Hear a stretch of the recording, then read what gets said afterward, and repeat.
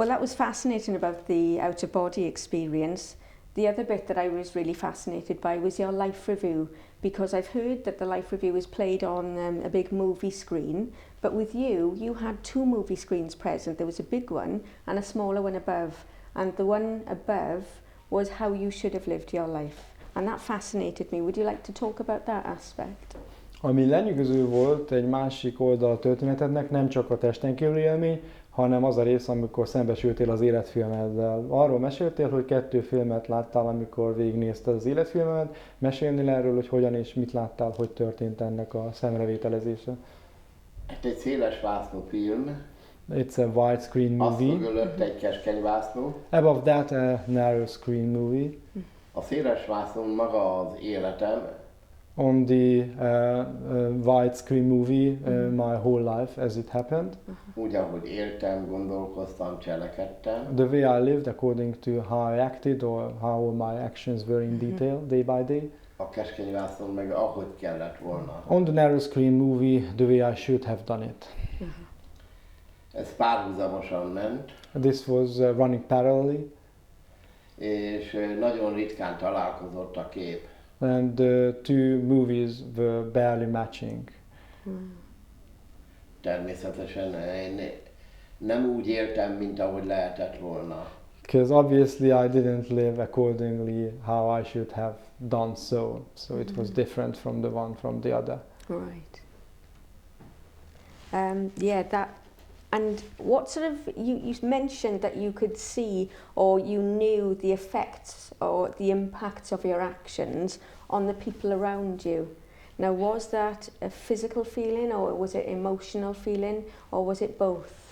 Ahogy arról meséltél, hogy megnézted az életfilmedet abból a szemszögből, amikor másoknak okozott fájdalmakat és bántásokat idéztél elő, hogy ennek az érzése az fizikai vagy belső érzelmi érzés volt, hogyan szembesültél ezzel? Mind a kettő, sőt ennél rosszabb. Both of them, but even worse than only these two. Mert láttam és éreztem, hogy mások akkor mit éreztek. Because I could and feel the way they have felt when I was with them.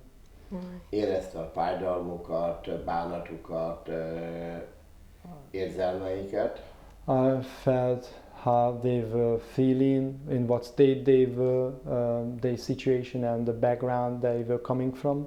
Right. Úgy, ahogy akkor ők érezték. In that very moment, how they felt about me dealing with them.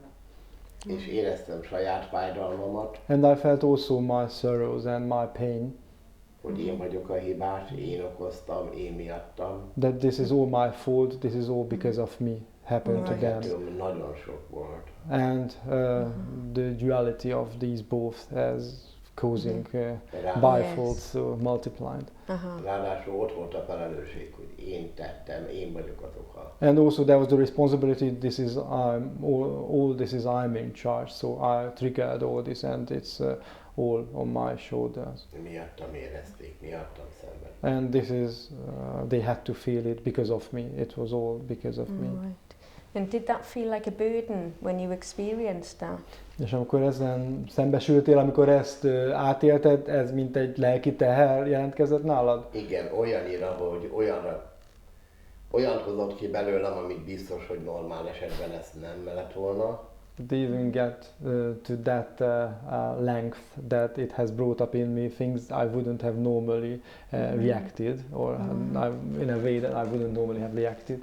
Right. Egy érzés, egy gondolat volt szaladt át rajta. A thought or rather a sensation crossed my mind upon seeing it. Hogy Istenem, az embereknek szólni kellene, hogy ne így éljenek. Oh God, people should be reminded not to live according to this.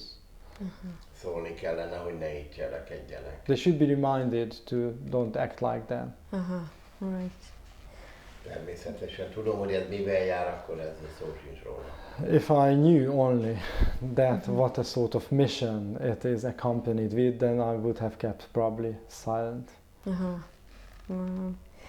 Another aspect of your experience that fascinated me was when you met with the brothers and also when you saw the palm and you described a light in the palm of the hand with a pulsating eye. Can you talk about that part of the experience? Arról tudsz akkor mesélni, egy újabb vonatkozás az élményednek, amikor fénytestvérekkel találkoztál, amikor elkísértek egy bizonyos helyre, és amikor egy tenyérrel, és abban egy különleges lenyomattal találkoztál. Hát a fénykapun, a fényváros előtt a küszöb, egy fehér küszöb volt.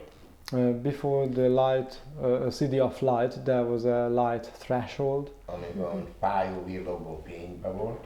It was blinking, flashing painfully, unfortunately. És azon akartunk átvenni. And this was the borderline we wanted to cross together with the Akkor brothers. jelente meg egy tenyér. And that was then when a hand appeared, Benne egy háromszög, on its palm, a triangle, és benne egy élő, lüktető, gyönyörű szem. and in it a living, pulsating eye. Right. Akkor úgy éreztem, hogy ez mindent lát, mindent tud. And I knew that this eye sees everything and knows everything. Mégis csodálatos volt. And it was nevertheless fascinating. Szinte először örültem neki. And first I was really happy about it, Igaz, hogy soha nem láttam az előtt. even though I never seen this before. Csak megdöbbentem, mikor szólt. But I was really shattered when it has spoken to me Hogy még nem lehet, that this is not the time yet, hiszen döntöttem. because you made a decision. És abban a pillanatban biztos voltam, hogy átmenni nem lehet. And immediately I knew I won't be able to cross that line. Right. Tehát, hogy én döntöttem, erről nem volt szó. But no one mentioned that I made the decision actually. Right. So was it like an unconscious decision? Olyan volt, mint egy tudattalan döntés? Olyan, mint egy nagy hivatal, aki dönt